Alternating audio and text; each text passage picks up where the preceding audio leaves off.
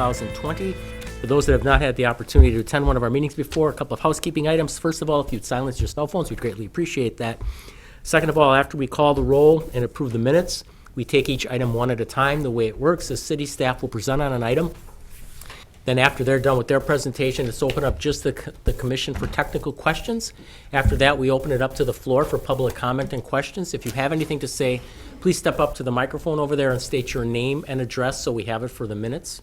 And also, please try to keep your comments as germane to the topic as possible. And we may have questions for you if you're up there as well, just so you know. With that, let's call a roll, Mina. Sorry, Thomas Wojtek, Here. Kathleen Propp, Here. Mamadou Koulibaly, Lindsay Erickson, Here. Michael Ford, Here. John Hintz, Present. John Kiefer, Here. Lori Palmieri, Here. Thomas Perry, Here. Justin Mitchell, Derek Gross. Okay, moving on to the approval of the minutes from December 17th, which seems like a long time ago. Do we have any changes, corrections, deletions, et cetera? Motion to approve. All those in favor, say aye. Aye. Opposed? Motion clearly passes. Moving on to item number 1, extraterritorial 3-lot land division and certified survey map at the southeast corner of County Highway GG and Gibbs Road in the town of VINLAND. Do we have anybody visit that area? Any site inspections? Site visits? Okay. We accept the staff report as part of the record. On to you. Thank you, Mr. Chairman. Sure thing, John. This is a request for approval of a 3-lot CSM in the town of VINLAND, north of the city of Oshkosh. Subject site is located at the southeast corner of Gibbs Road and County Trunk GG. Up on the screen is an aerial photo of the subject site. The parcel is, in its current form, consists of 2 separate parcels. One parcel here up the northwest corner, and the remainder, 39 acres, comprising the rest of the subject site.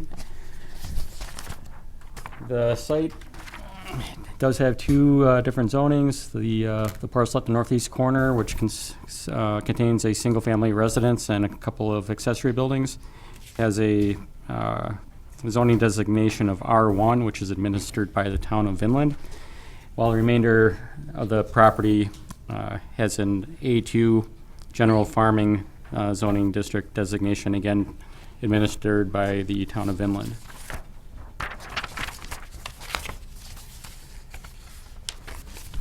The purpose of the CSM is to, well, first of all, the residential lot at the northwest corner, the owner is asking to increase the size of the lot, which would mirror the historical use of the property. You can kind of see how the coloration of the ground changes. So they're modifying it from this pink line, which is pretty much a square, and then just kind of following the use line of the property. The second lot that's being created is they're carving out 10 acres at the southwest corner of the subject site. The application does not state the purpose of the division.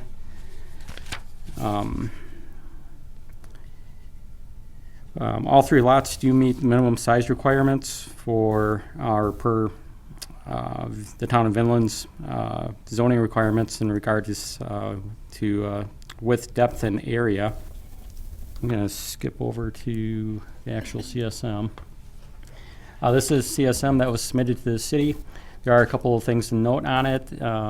There is an intermittent navigable waterway which runs through the property, and that is subject to Winnebago County shoreland zoning, which creates a 300-foot buffer centered on the navigable stream. And then secondly, there's this mapped microwave path that cuts through the property. Winnebago County has a series of microwave towers used for communication purposes, and it just happens that the transmission area cuts through this property. I'm not aware of what kind of restrictions that causes or places on the property, but per county code, the surveyor did mark it on a map. I'll go back to the air photo. The certified survey map is also officially dedicating right-of-way along Gibbs Road and County Trunk GG. Before it was more or less an easement, and it was never dedicated until this proposed CSM. The right-of-way dedication will dedicate the southern 33 feet of County Trunk GG, and the eastern 33 feet of GIBS Road, which is consistent with typical 66-foot right-of-way dedications on county trunk highways.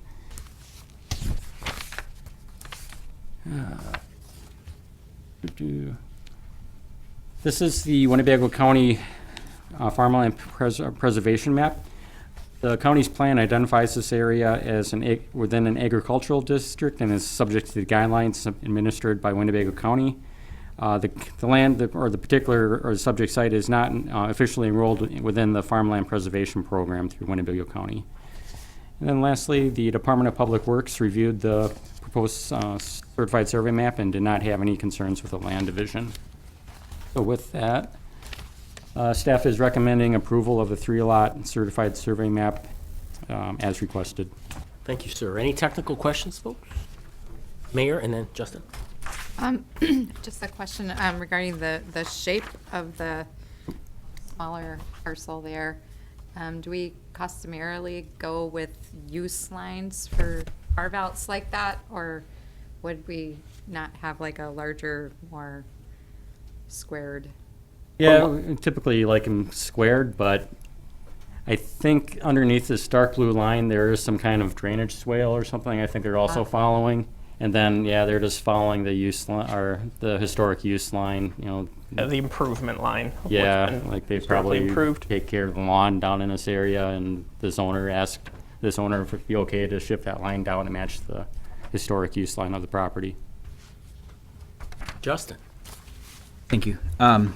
There are quite a few of these that come in that we say that we're not sure what their future intended land use or development is.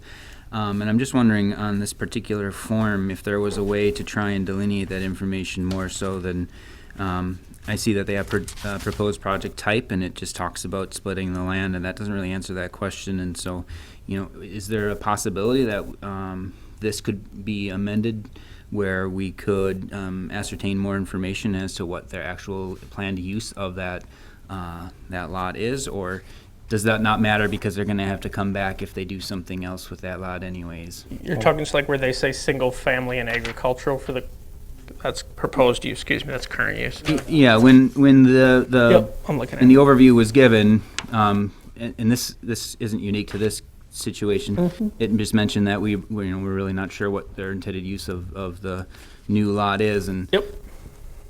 I think that would be information that would be relevant. Are they planning to transition this land from farmland into something else in the next 20 years, or? Yeah, we can definitely ask for that information. We don't control land use in those areas. So if the county, say they did propose a land use change to the county, wouldn't necessarily come before this body. Right. What's the purpose of this form if we're approving a splitting and we don't really know what it's for or what their goal is? And we need the owner's information, surveyor information, location. It's information we can ask for. I'm not sure it's information that necessarily determines whether or not it meets the subdivision standards. But I think we could do a better job of trying to get that information from the owner. I don't see why we couldn't. Yeah, I mean, right now, Lot 3 is zoned agriculturally, so they're allowed to use any agriculturally or any use permitted in the A2 district by right. We don't have any say over that. Sure. If they want to do something more intensive or, you know, for example, go industrial or something like that, that would require a zone change, and the zone change has to be consistent with our comprehensive plan. And then would be approved by Winnebago County. Got it. So they couldn't just go in and put something totally against our comprehensive plan there without our knowledge or permission, or not permission, but At least our knowledge of it. yeah. Is there an assumption that since the owner is represented by the petitioner Martinson and Isley, that there's a potential sale and other plan? Yeah, I mean, I think it's fair to assume that the current owner has some plans for the property, whether it's selling it to adjacent farmers, selling it to family. Otherwise, they wouldn't be going through a lot split. More But recent. do we usually see them represented by a planning firm like Martinson and Oh Isley? yeah, most of these splits are filed by a surveyor, a planning firm, a company that has a just did a survey survey. entity involved with it. Yeah, most of these are done by a surveyor. More recently, I've been seeing these types of surveys coming through to settle estates. So Oh, if you have, chopping up property to divide amongst relatives. So it's been kind of a more common use for CSMs lately. Other technical questions? Okay, seeing none, anyone here from the public to speak to this item today? Okay, public comment is closed. Back to the commission.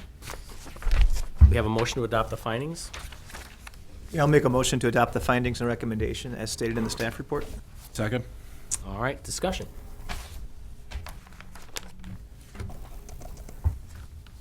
Okay, seeing none, call the roll. Hintz, Aye. Kiefer, Aye. Palmieri, aye. Terry, Aye. Mitchell, Present. Crop, Aye. Erickson, Aye. Ford, Aye. Wojtek. Aye. Motion carried 801. All right, moving on to item number 2, the street right-of-way dedication at the southwest corner of Merritt Avenue and Boyd Street. Do we have any site inspections for this one? All right. We accept the staff report as part of the record. On to you, Jeff. Thank you. This is a very simple request. Up on the screen, we're revisiting the Cabrini School site. And part of the Cabrini School redevelopment into senior housing involved the creation of a certified survey map to split the school building from the church building. During the review of the proposed CSM or early discussions with it, the Department of Public Works asked the owner of the property if they'd be willing to dedicate a little triangle at the southeast corner of, the southwest corner of Boyd Street and Merritt Avenue. Reason being, there's public sidewalk that cuts across here. I kind of accidentally covered up with the orange line. But this is a 55 square foot right-of-way dedication. It's 10 feet on either end of the triangle there. And it's just to encompass that public sidewalk. The property owner was agreeable to it, so they did include the dedication on the CSM. That was just a close-up view of it. You can kind of see how that sidewalk kind of cuts across on an angle like that. This is a CSM that was submitted to the city, and they did include that dedication on the map. So staff is supportive of this right-of-way dedication as requested. Any technical questions on this one? Sure, Justin. Just a point of clarification, I believe it's the northeast corner. You just said the southwest. It's northeast corner of the property, southwest corner of the intersection. Got it. Goes either way. Can I just ask, why would we have a triangle-shaped? These are found kind of sidewalk? throughout the city where sidewalks kind of cut the corner and went on to private property. This is just a cleanup, the sidewalk encompasses that whole area during probably repavement or something. They just kind of filled that corner in with sidewalk and it went off of the public right-of-way. I know Justin's here. This is a relatively common thing we find when we do redevelopment plans, that there's little sections of sidewalk that may have been there for 30, 40 years that went on to private property, and we're just trying to clean them up. Is he correct? Yeah, a lot of times this happens at the intersections for the ADA compliant sidewalk ramps to make them slope appropriate. When this occurred, I'm not 100% sure why, but more than likely was to make it ADA compliant. Yeah, so it's just kind of a best practice, clean it up, make sure the entire sidewalk resides within the public right-of-way instead of partly on a private property. Any other? Go ahead. Just one other question, just about the project in general. Do you know if they've established any sort of contact or I don't know, planned meeting or anything with the neighborhood association in that? Not specific to this right away, but the project in general? I can't say if they have or not. I know they're still waiting to see the results of their historic tax credit application. That's kind of the driving force behind this project. Until they find out if they get them, they won't know if the project actually would intend to move forward. Right. Other technical questions? Okay, seeing none, anyone here from the public to speak to this item today? Okay, back to the commission. Do we have a motion to accept the? Motion to adopt findings and recommendations as stated in the staff report. Second. Discussion. All right, call the roll. Hintz, Aye. Kiefer, Aye. Palmieri, Aye. Carey, Aye. Mitchell, Aye. Crop, Aye. Erickson, Aye. Ford, Aye. Voitek. Aye. Motion carried 9-0. Moving on to item number 3, residential design standards variance to allow an addition that increases the building's height higher than the highest roof line, or, pardon me, highest roof ridge line at 51 West WAUKAU Avenue. Do we have any site inspections there today? Okay. We accept the staff report as part of the record. On to you, Stephen. Thank you, Mr. Chairman. So this is a residential design standards variance, and we will get into it here. You can see the subject site there in blue. You can see a mix of uses around it. Most of the immediate surrounding properties are single-family, light density residential. A little bit of commercial, multifamily, but by and large, a lot of single-family. Pretty similar scale to the buildings, as you'll see. Here's another, just an overview here, showing it, an aerial view here, showing the subject site. Something to note is that all of these are set back pretty far from the street. Even the subject property is set back 60 feet from the front property line, the subject house, I should say. So that's something that we took into consideration when looking at this one, is the significant setback distance there.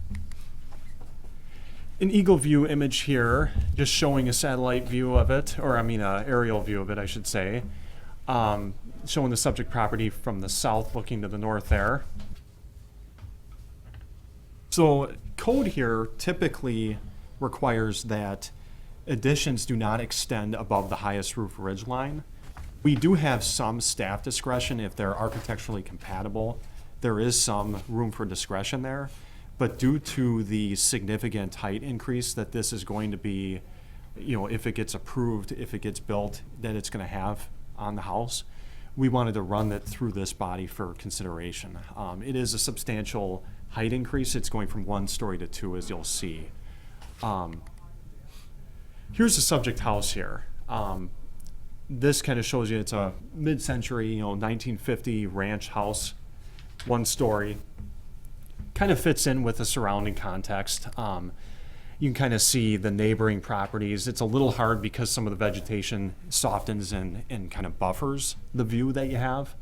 So like the property to the east there, it's kind of set back and you see the trees in front of it, obviously. That helps screen all of these properties when you're actually at the street. Most of these are winter views, so during the summer they'll screen it even more. Here's basically a drawing showing from the applicant what they're looking to do. So what they want to do is they want to do an addition and raise the height of the part of the house here, add a 2nd story on. What they do is put a master suite and then 2 bedrooms up there. So more bedrooms, just expanding the square footage of this house.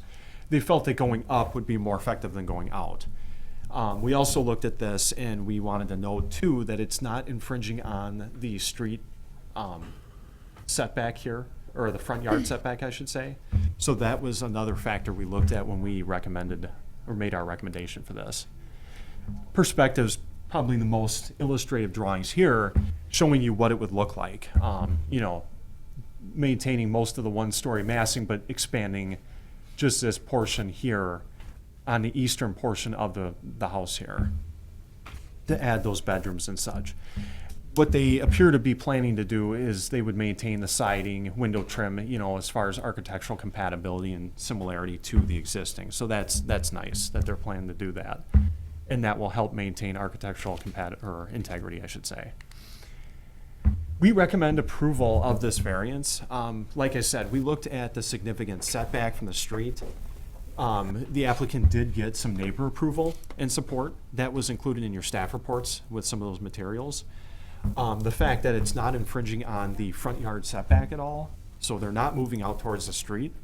Also, the fact that a lot of vegetation buffers these properties, being in between the street and the house itself.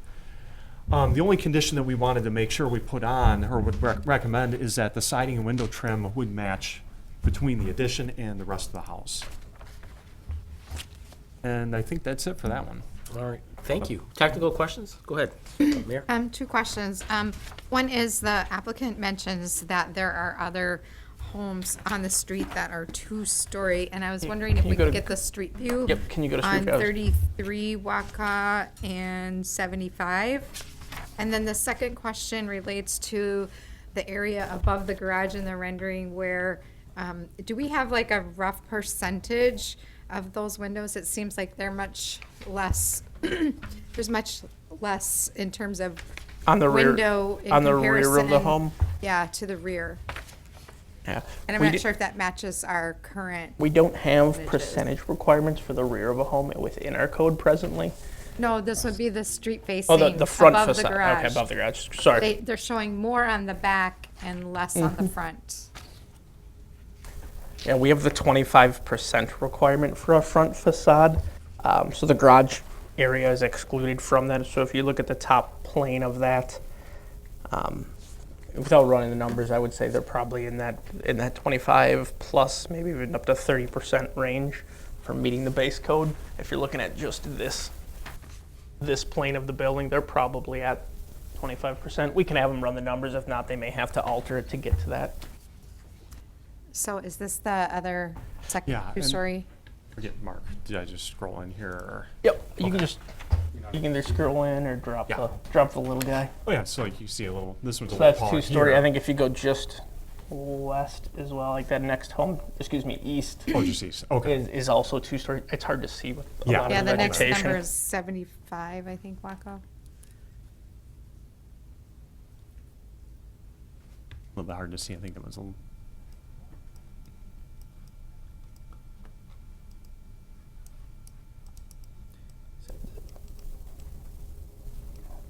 Just with the large setbacks here, it's a little difficult to get Right. good views of some of Yeah. these homes. Sure. Ah, that's one I wish I would have driven out there to see.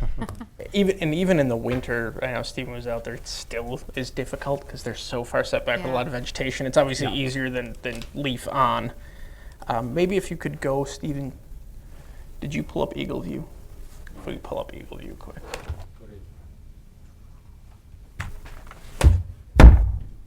I'll give you that too. So you say we do not count the garage door level in that 25% Nope, calculation? that's, the door areas are separate from that. We look at the window planes.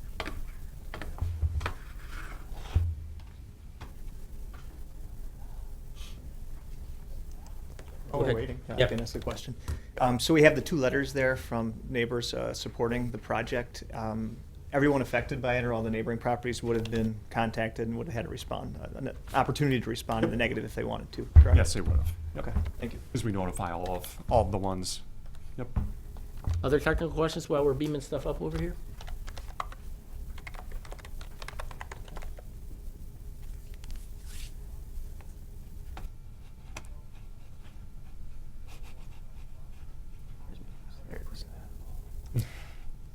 That looks bad.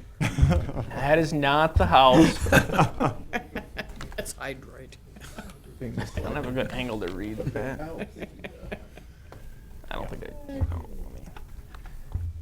kind of a weird angle to do it from. We'll just go there the old-fashioned way.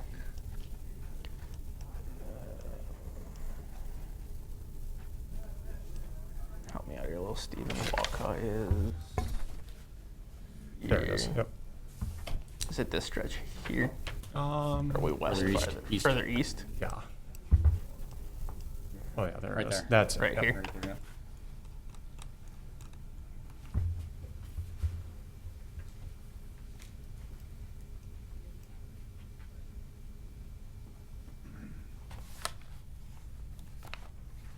Wait, Steven. You're looking west now. That's Fond du Lac Road. Rotate.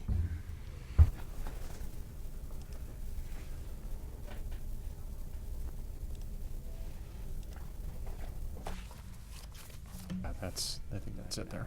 Okay. Southeast of the top. That's the subject one there, I believe. Yep. Let's see. So this is a story and a half home, or two-story home, it looks like. And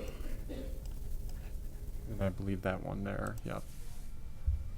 So we've got, this looks like a two-story For that one, it's a little hard to tell. There's so much vegetation. It's not that critical, I just. Yeah, it looks like there's a mix in the neighborhood, and that's one of the things we looked at when we were going through this one, is that there is not a predominant housing style in this neighborhood, and that's really why that provision exists, is we want to make sure, and if we have a completely two-story neighborhood and someone wants to put a ranch, that's not really consistent and compatible with the neighborhood. Vice versa, if we have a completely ranch-style neighborhood and somebody wants to put up a large two-story, it would not be consistent with the area. In this case, this section of the roadway is kind of a mixture of housing types. Now, yes, they may have ranches immediately adjacent to it on each side, but there is enough mixture of housing types in the area that going to the two-story should not have a detrimental impact. All right. Anyone here from the public to speak to this item today? Come on up, sir. Tell us your story. We'd love to hear it.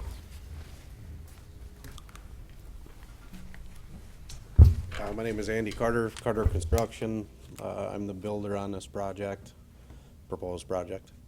And if you have any questions, I'd be happy to answer. As far as the window design in the front that you were speaking of, we have not finalized the size yet, just based on a couple layout changes on the interior. The homeowner is here.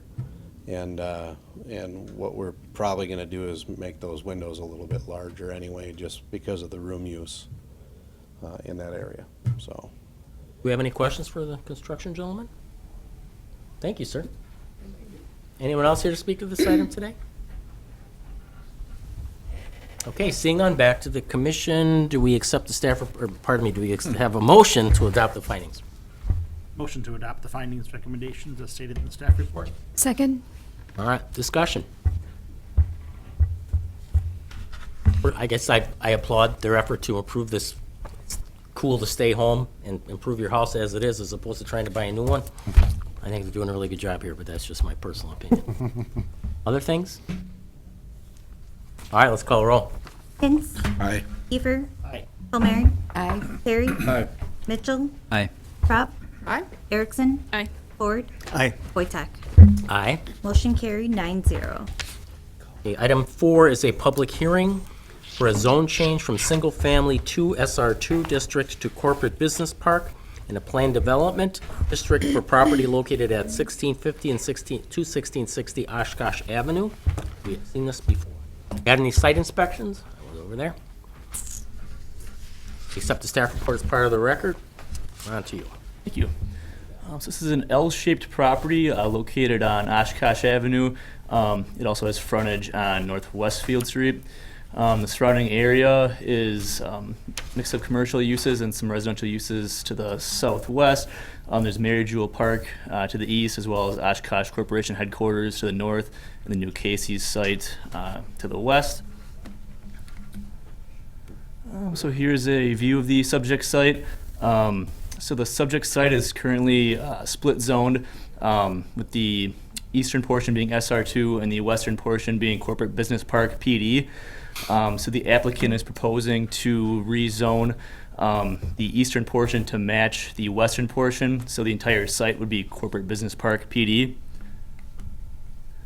And here's a map showing that. So again, they're proposing to rezone so that the entire site is Corporate Business Park PD, and that's kind of to clean it up so it's no longer split zoned, and that would also allow for future commercial development on that site. And so with that, staff recommends approval of the zone change from single-family residential 2 to corporate business park plan development for the property located at 1650 to 1660 Oshkosh Avenue. Thank you, Brian. Technical questions, folks? Go ahead. So with this change, this would take that parcel and it would now be subject to the higher building standards we have with that. Correct. This area was always intended to be part of the corporate business park. When we did the initial zone change back in the day, the owner of the property was still working on securing ownership of these two. They were still separately owned at that time, so we didn't rezone it then, fully knowing that, as we've seen the kind of the concept plans over the last several years, that the intent was to kind of finish off this section up to Mary Jewel Park. We've been working with the applicants for a while with the intention of actually bringing their GDP SIP forward at the next meeting. So this zone change is kind of the first step to get the project to move forward. Thank you. Other technical questions? Go ahead, Mary. So if we do this, and we go from the SR2 to the corporate business park with the PD, that does not prevent it from at some point having an inclusion of some form of residential mixed use, or it does prevent it? Oh, it does not prevent it. No, our corporate business park through the plan development would allow for mixed-use type development. Okay. Okay. Justin? Are there any requirements that we impose for properties such as this when we transition and they abut like a city park or municipal park space? Those are handled through the actual development plan and the GDP SIP, not during the zone change. Right. I just, my general knowledge, are there specific requirements that are imposed when it's, say, bordering another gas station? There are versus a buffer requirement? yard requirements. So for example, adjacent to the institutional zoning district, they'll have to provide a buffer yard of some type. Corporate business park to corporate business park wouldn't require a buffer yard, but it does have to meet the landscaping standards that were added into the corporate business park when we did that overlay. Thanks. Other technical questions? Okay, seeing none, anyone here from the public to speak to this item today?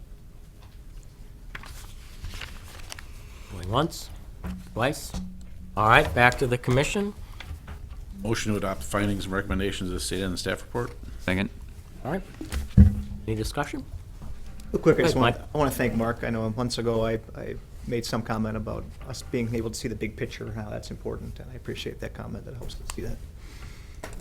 We like the big picture. Any other comments or questions?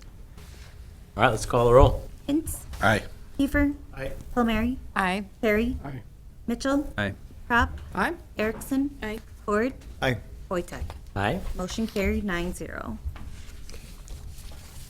Next item is also a public hearing. This is for a conditional use permit request to establish an indoor sales use at 2837 Bowen Street. Any site inspections? All right, we accept the staff report as part of the record. On to you, Brian. So the subject site is located on the west side of Bowen Street, north of Nicolay Avenue. The site is zoned urban industrial, and the surrounding uses are mostly commercial and industrial, along with residential to the east. Here's an aerial view of the subject site. It currently includes a building along with a surrounding parking area, which is currently being used for storage purposes. So the applicant is proposing to use the building for storage of items acquired by the business called Clear the Clutter, where they basically haul away various items that people no longer need, and they'll store them in this building. And along with the storage, they'd also like to use a portion of the building for resale of some of those items, including furniture, antiques, decor.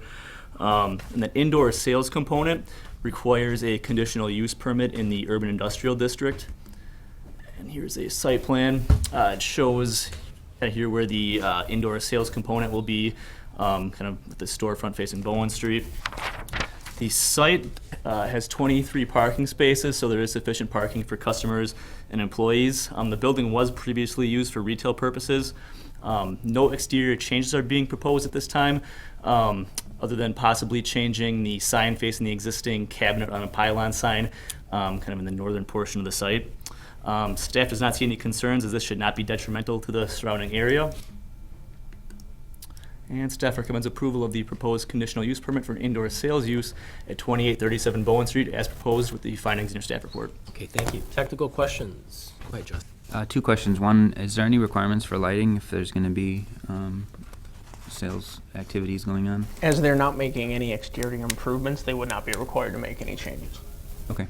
The other question is, and I apologize that I'm blending this one with the previous one, but we had previously approved the fencing at that location and had asked that there be landscaping. I didn't believe I had seen any, but I could have missed The it. property to the south you're talking about?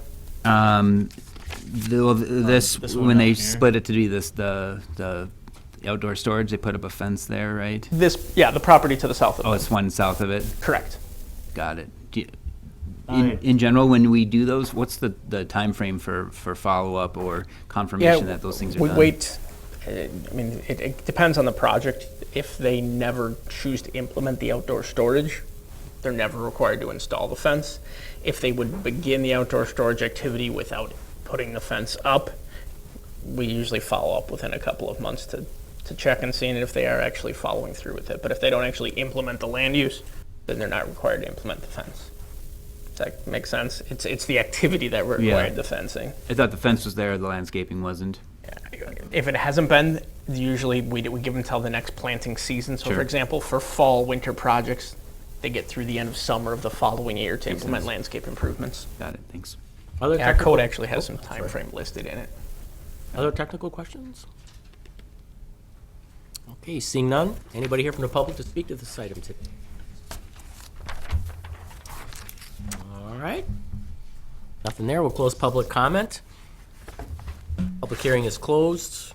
We need a motion. Motion to adopt the findings and recommendations as stated in the staff report. Second. Okay, discussion. Go ahead, Laura. I just really have just kind of one comment that I hope that the exterior storage, I know there was, reference in the staff report that there wasn't any outdoor storage or display proposed, but that it wouldn't have an accumulation of some of these items stacking up. Right now, they're not proposing any outdoor storage. If they tried to implement outdoor storage, we have a code requirement that allows them up to 500 square feet with the appropriate fencing.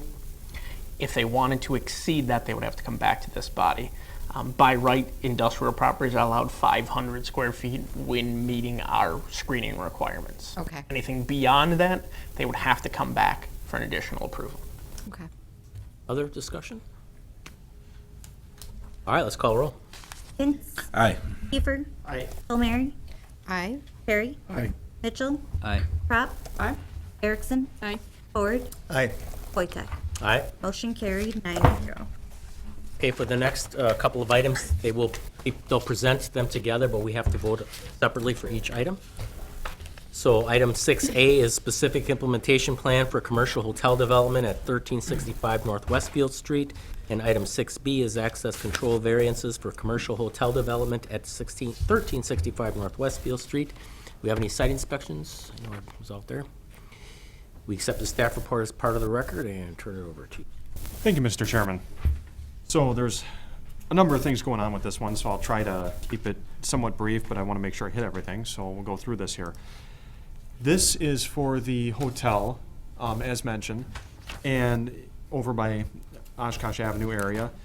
It came through for a general development plan and for a GDP amendment, and now that they've sort of fleshed out their plans for this site, they want to come through for a specific implementation plan. So it has been through this body before, when it was more preliminary. Here's the subject site outlined in blue, as you can see. Part of this corporate business park PD area here. The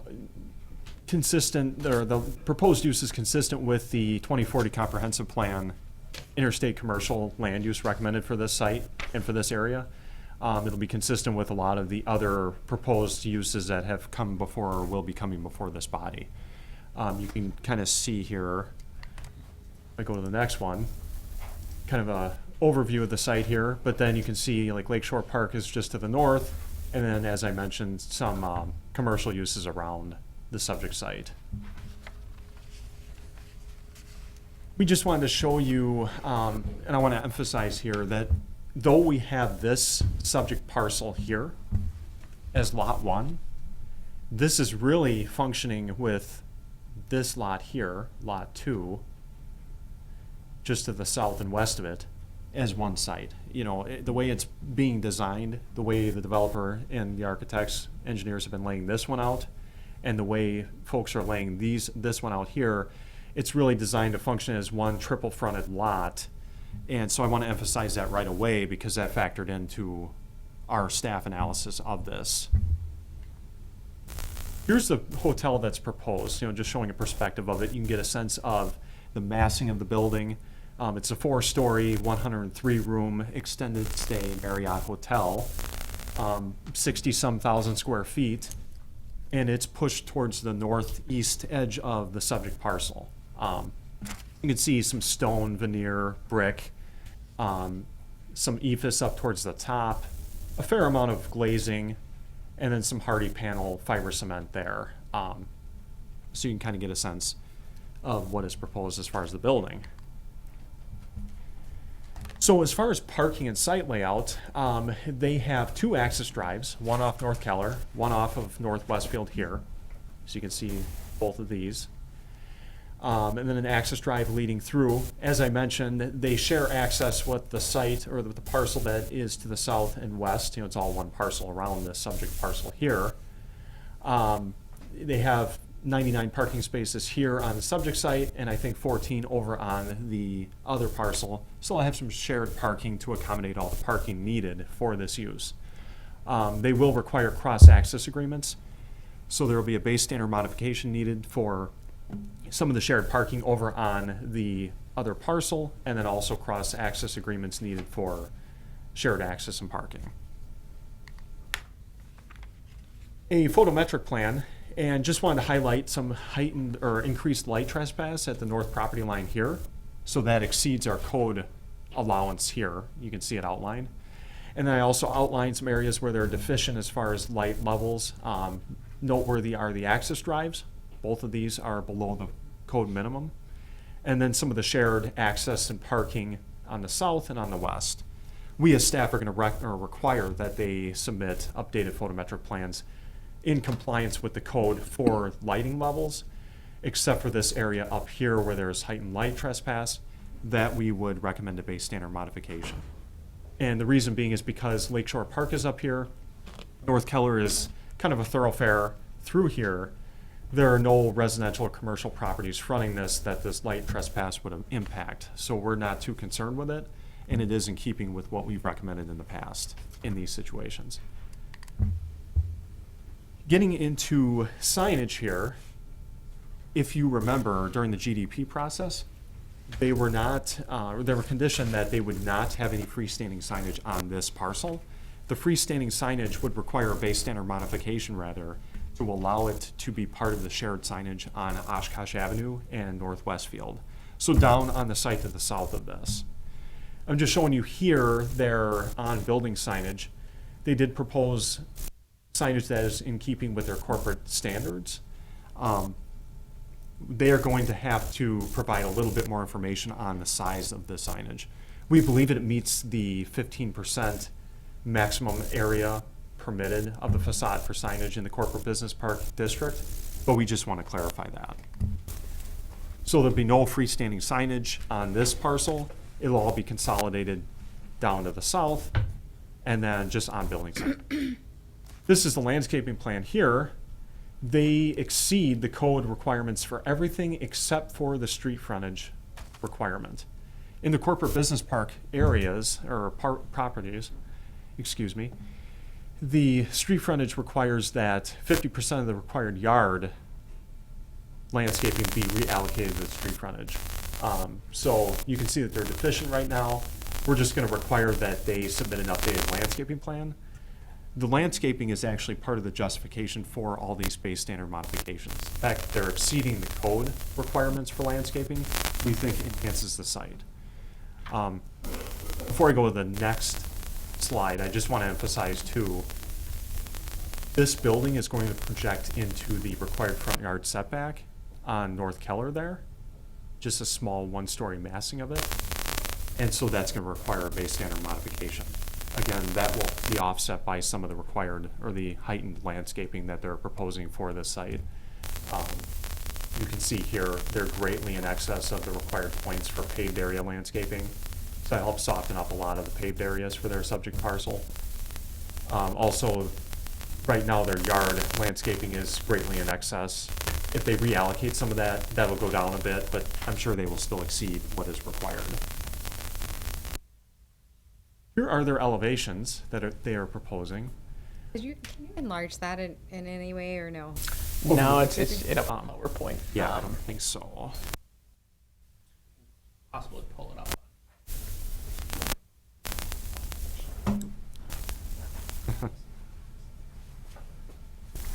Yeah, I think we have 6-point font in our handout, so I object.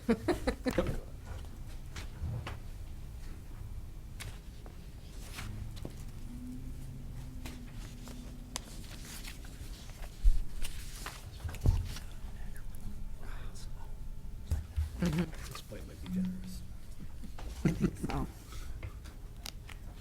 I'm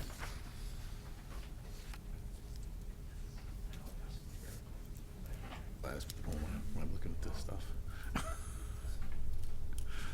So I guess the question is it just a mirror image on the back park facing facade as is the front? That's really the main Yeah, if you question. get from in terms of a percentage standpoint or the actual elevation. Go back to the elevation, Stephen. Sure. Oh, you're asking about the elevations? Yeah, so this is the, we'll call it the Oshkosh Avenue facing elevation. This is the north elevation facing Oshkosh Corp in the park. Yep. They are largely a mirror. You can see there are a little bit different materials that they're using, but the massing is mainly the same. It's a mix-up of the same building materials, but they are being used in slightly different fashions in different areas. All exceed the 75% requirement. Yep. Yeah, and so Jeff's pulling it up here. They do have a lot of stone and brick and glazing, as I mentioned, and those are the main materials that are helping them meet that 75%. They're actually over it for all of them, as Mark said. So we've got the PDF file up now. If there's a specific area you want to look at now, we can kind of zoom in. So Mark, you and I talked earlier about a different property in the different part of the city earlier today and how the different materials were less than pleasing. Yep. And I guess the main thing I couldn't see is the gray area and the stone area. The difference between the... So the left, there you go. So we've got stone, wait, go back to the left, there you go. Yep. So brick, stone, cladding type. Yep, these two materials. Brick, stone, okay. So it's like 3 different surfaces, is that right? Yeah, so what's hard to see a little bit from this drawing is there is quite a bit of depth changes in these buildings as well. Okay.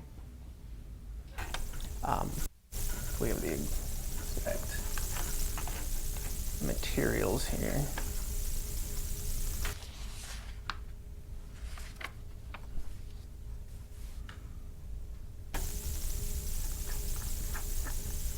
It must be on a separate page where it actually outlines what these different symbols mean. They're right there, Mark. Oh, they're right. Yep, materials legend there. It's just a little small. We'll zoom in a bit here for you. So the EX are different EFIS products. Yep. EX3 is a hardy panel. This is like that Nietzsche stuff we've looked at in the past. It's some of those hardy panels. Then we have the brick, the stone. These are some of the aluma fascia accents. I think the 4 and 5 are the brick and the stone, which are large components of the building. The windows are all the white color. Doors are white. So that kind of helps a little bit. Yeah, I can see it a lot better now. Thanks. Any specific elevation? I'll kind of scroll through the elevation just so we can kind of see them in a little better detail then. So a combination of textures and patterns and Yep. colors and shades, I should say. One thing that staff was impressed with this building, it's probably one of the buildings that has the most depth and relief change of any building we've seen. These residents or town places really have a lot of variation to their building plane, which helps give the building a lot of more of an architectural feel than a flat plane building. But what about like the mechanicals? I guess I'm trying to figure out like how and where mechanicals would be or screened or. Yeah, and they're likely behind like these false facade parapet walls. Because we do require all roof-mounted building units to be fully screened. Mm-hmm.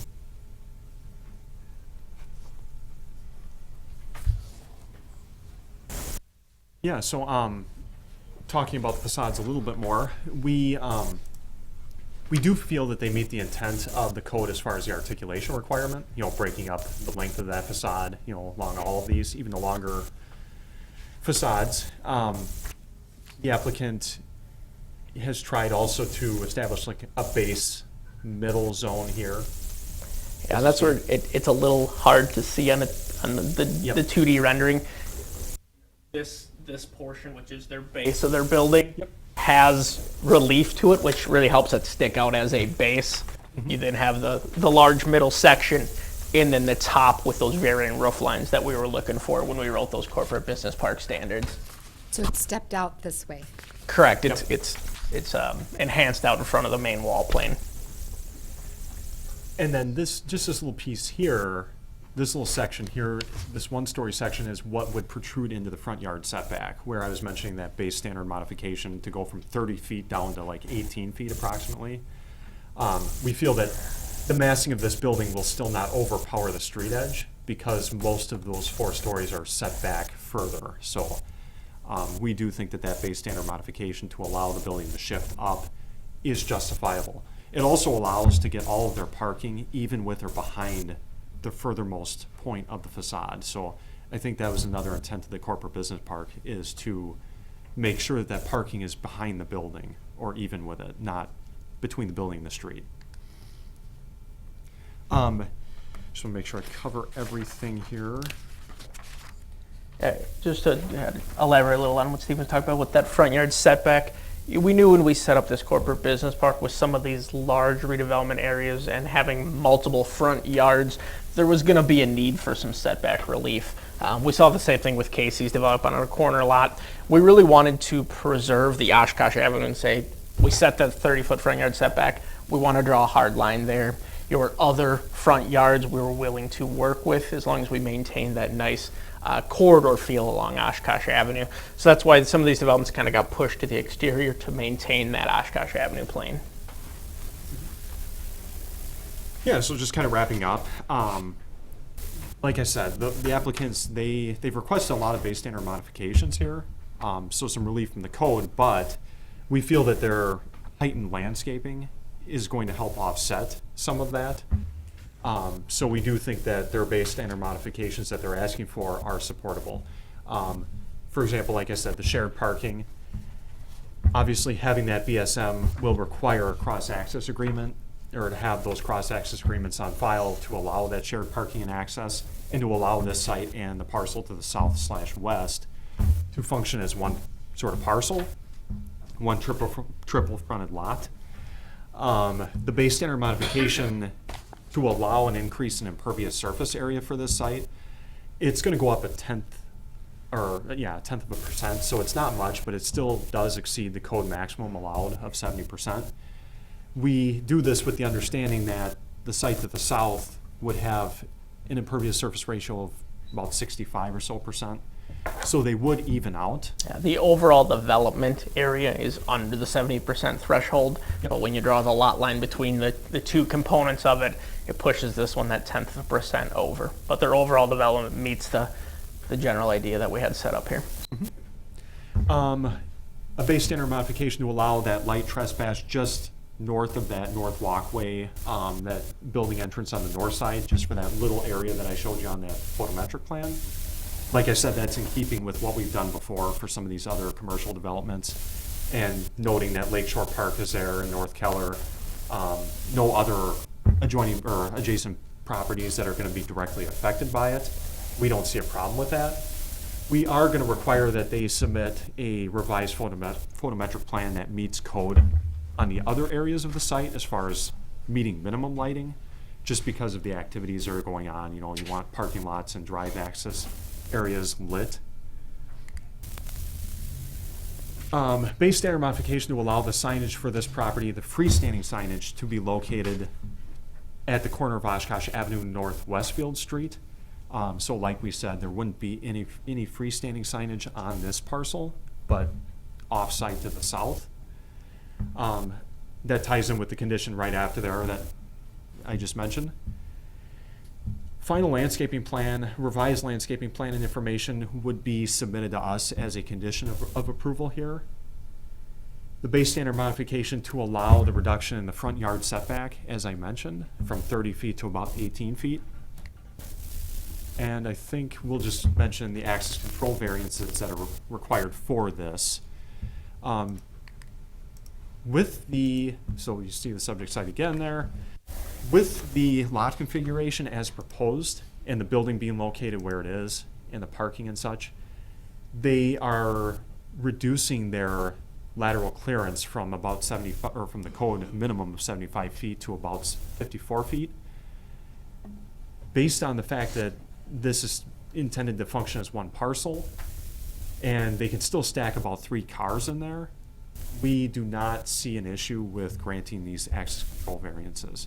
But again, you can see the drive areas in question that are going to require that. Stephen, can you go back to that for a second? Yep. So over there where Rath Lane, where we had a previous action on Rath Lane, so I guess I just had a question.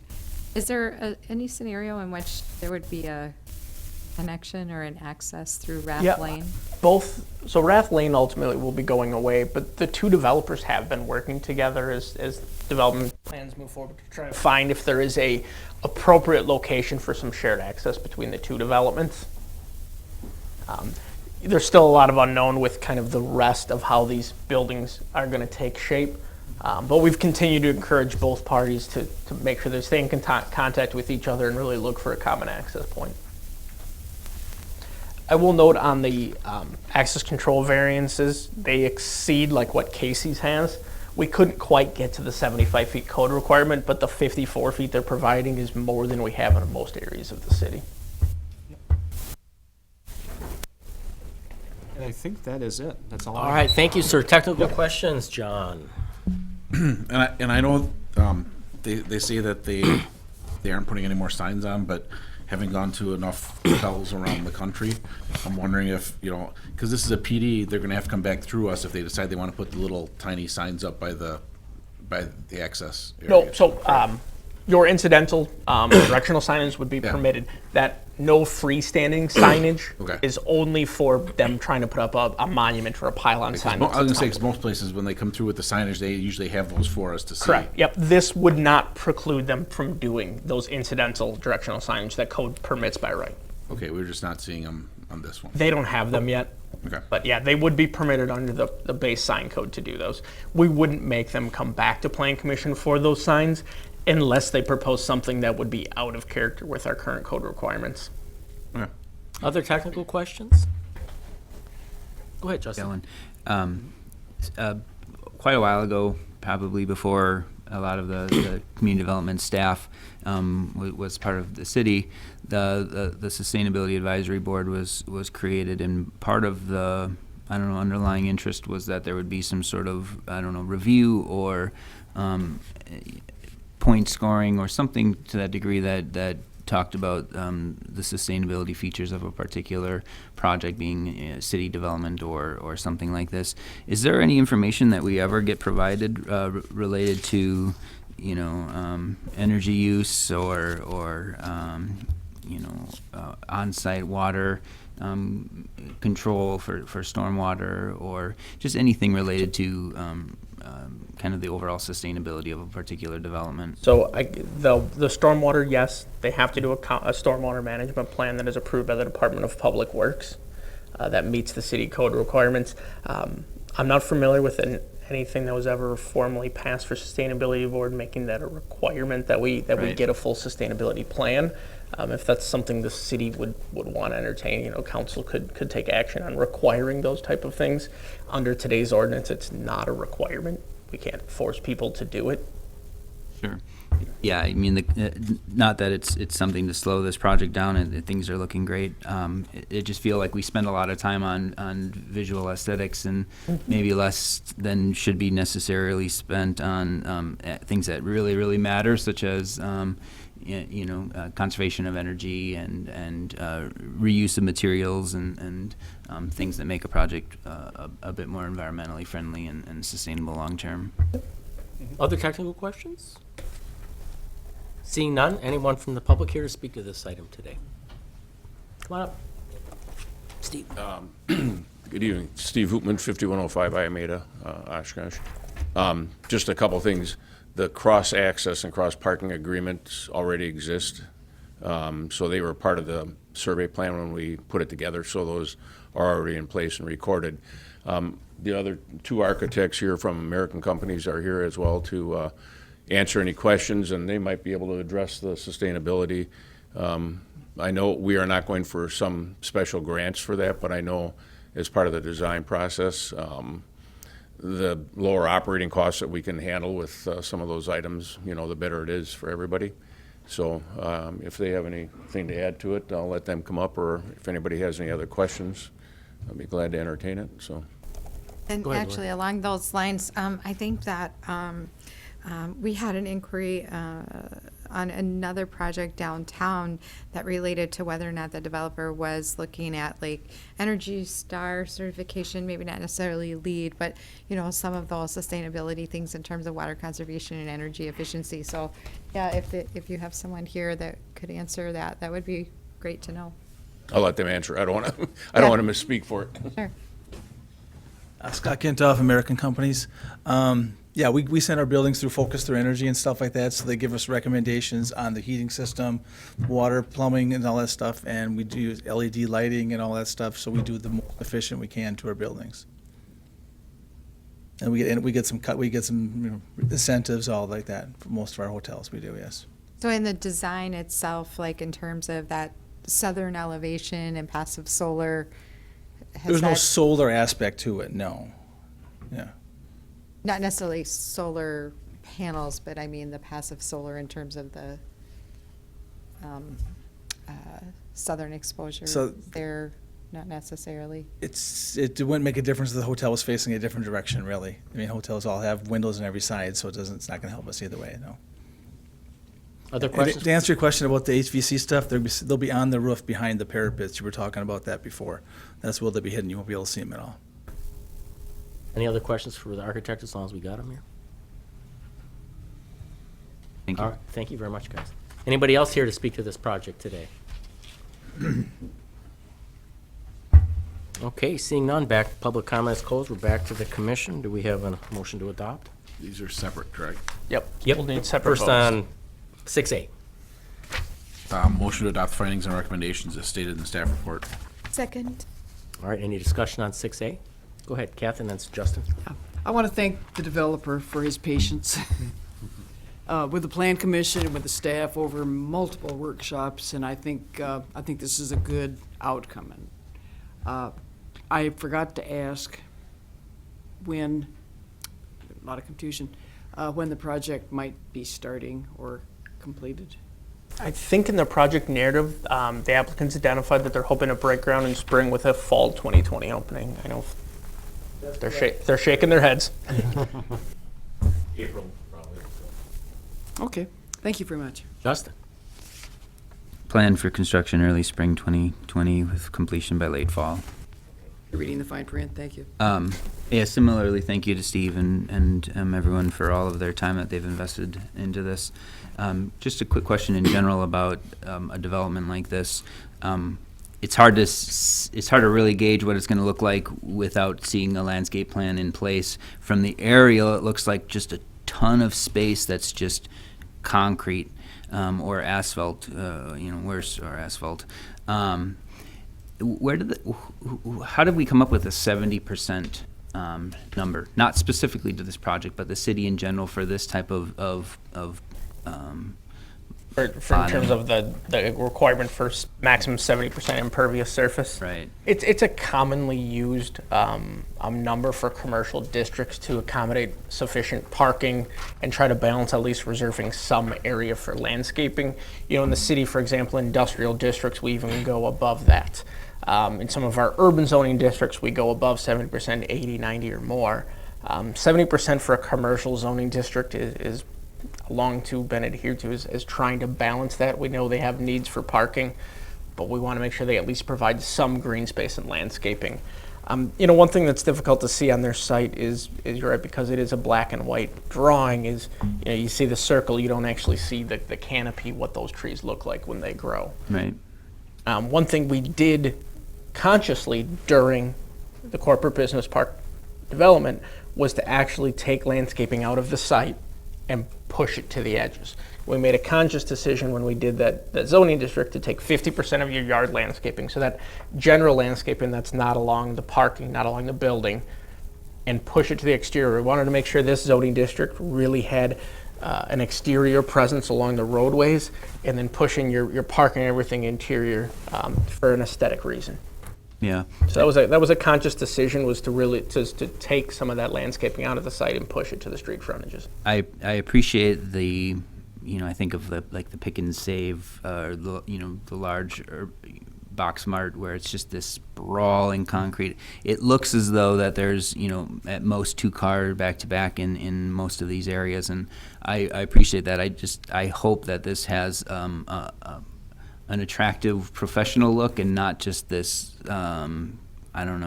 concrete island that just looks really poorly planned out. And again, I have confidence in Steve, but Yeah, and it's hard to see the whole development because the landscape plan is literally only shown on the hotel site, and then you see the rest of it with none.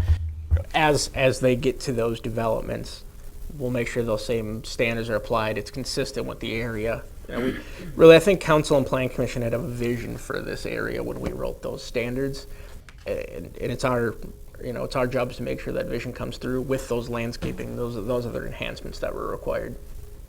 Okay. Other thoughts? Go ahead. No, I'll echo that, Mark, and just say that I appreciate all the work that fellow commissioners did and the ones that were here before when this whole project started, because this is a good example of where we stayed within, we're a land use body. We took our mandate, we stayed within it, but really maximized the impact of our mandate and with the help of city staff. So really cool to see. John? Yeah, and going back to when this all first started, and Steve was kind of questioning whether he was even going to be able to do it because we were raising the standards in this area. I mean, I remember those initial meetings, you're kind of like, well, I don't know if I can build this, and get my price point there. And to go from that to this building that's very articulated, it's like nothing else as far as a hotel in Oshkosh. And then you add, the greenery that you're going to add around that building, and to the extent that you are, I think that hopefully this is going to be the one that we can point to when all the rest of them start coming in and say, see what they did? See all those trees? See how nice they made that building look? That's what we're looking for. So thank you, Steve. Right, any other things for 6A? Steve, Mom, let's call a roll for 6A before we move on to 6. Hintz, Aye. Kiefer. Aye. Palmieri. Aye. Perry. Aye. Mitchell. Aye. Prop. Aye. Erickson. Aye. Ford. Aye. Wojtek. Aye. Motion carried 9-0. 6B, I think we need a motion for that one too. Motion to adopt the findings and recommendations as stated in the staff report. Thank you. Second. All right, any discussion on this one? I would just add, I second everything people have said. I think the corporate business park was a good idea, and I realize it's been a little cumbersome as we transition to this newer, different set of standards, but I think everybody's been patient. You guys have been patient, the developers have been patient, the plan commissioners have been patient. Patience paid off here, it really has. Other thoughts? Okay, let's call the roll.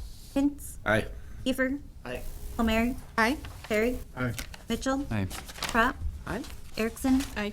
Ford. Aye. Wojtek. Aye. Motion carried 9-0. Any other items of business for us before we close I up guess I'll shop? just note that I did hear from IT today that the iPads have been ordered. When they're going to come in and get distributed to Plan Commission, I can't say, but they were ordered. So our workshop on those is in the works. So we're working on the workshop. All right, Motion to adjourn. all those in favor say aye. Aye. Opposed? All right, we're done.